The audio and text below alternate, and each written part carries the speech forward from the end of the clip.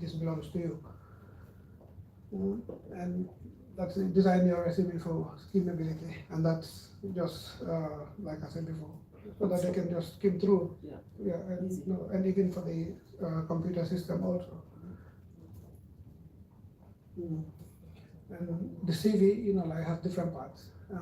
Your personal profile, where you make a short statement, and then your skills, where you note down your skills and your experience, your work experience, your education, and other information that you might that might be necessary. Maybe all your awards and things like that are relevant, or that can be relevant to the job that you're looking for. And make sure that you keep your work experience recent and relevant.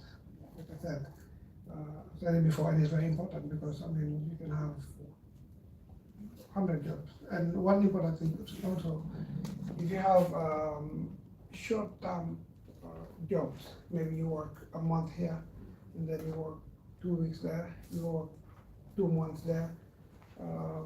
Maybe within the space of a year, you've had like 10 jobs.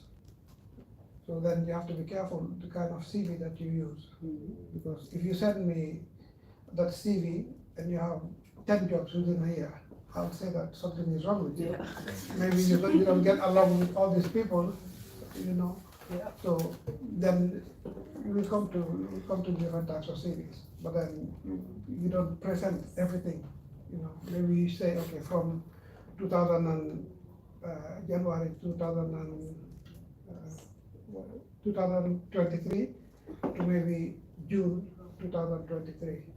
That I've worked with this and this. Instead of saying January, I worked here, February I worked here, March I worked here, April I worked here, because that would tell me that you're not reliable, you're not a person that I should employ. Maybe if you come there, you will find with me, you will find with all the other employees. So it's important to think about that.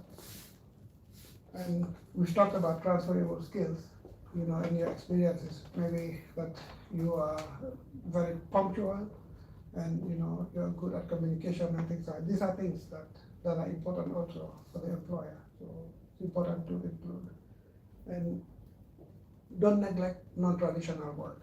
If you volunteer, for example, if you volunteer to work for the Red Cross or whichever organization it is, it's important to include it in the CV. But like I said, relevant. Always think relevant. Is it relevant for me to have this information or not? So think about that. If you have volunteered before, and you think that the work that you've done is relevant, then include it.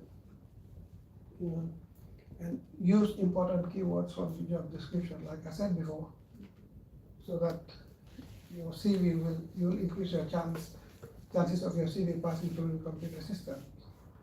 And even for me, if I have to read it without the help of a computer system, also I'll know that you're really applying for this job, not just sending your CV all over the place.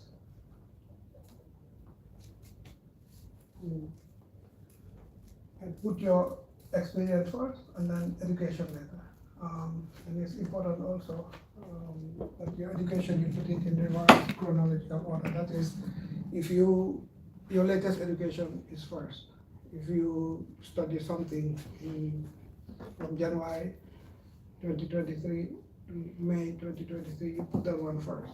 And then maybe you study something in 2022, you study something in 2019, then you put it in the reverse chronological order. So it will be easier for the employer to see your latest achievements.